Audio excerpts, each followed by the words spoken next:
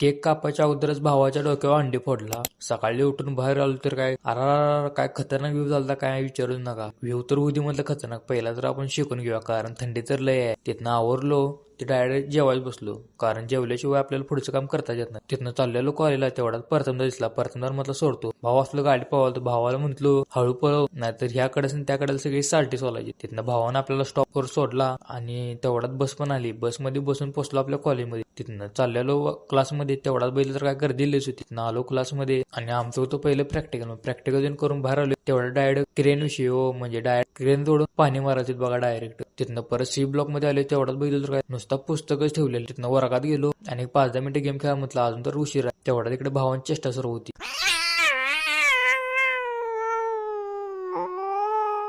मग तिथनं डायरेक्ट दुसरं प्रॅक्टिकल केलं. ते कॉलेज सुटल्यावरच बाहेरच आलो. तिथनं चाललो परत घराकडे. तेवढा हातला देऊन बघतोय तर काय नुसता ट्रॅफिक जामच झालतं. तिथनं तवर इकडे बटवेल अंकल दिसली. त्यांच्या गाडीत बसून चाललेलो. तेवढाच जवळपास 5 ते 10 मिनिटं ट्रॅफिक जाम झालतं. कुसा ट्रॅक्टर ते नसल्यामुळे ट्रॅफिक 5-10 मिनिटं जामच होतं. तिथनं गावात आली. तेवढ्यात आपल्या गावात पण ट्रॅफिक भेटलं. मग ट्रॅफिक मधनं कसं निघत चाललो परत घराकडे. घरात जाऊन पहिला काम केलं ते म्हणजे एडिटिंग. तिथनं चौकात चाललेलो. तेवढा तिकडे जेसीबी दिसला. म्हटलं आता कॉर्नरला जाऊया. तेवढा सोन्याचा दिसला. सोन्याला थंडीचं लय गारटलेला. तेवढ्यात बबुलदा पण एवढं कसं नटल्याला काय काय माहिती. तिथनं चौकात चाललेलं. तेवढ्यात लकीदा दिसला. भाऊ चाललेला कपडे बदलायला, कारण भावाचा आपल्या या वाढदिवस करायचा आहे ना. तेवढ्यात लकीदा आला. लकीदा काय सांगायला बघा, 21 तारखेला 23 तारखेला 3 केक कापले. तेवढा तिकडे शौनकचं तर काय वेगळंच. #2 नंबरच नुसता म्हणतोय.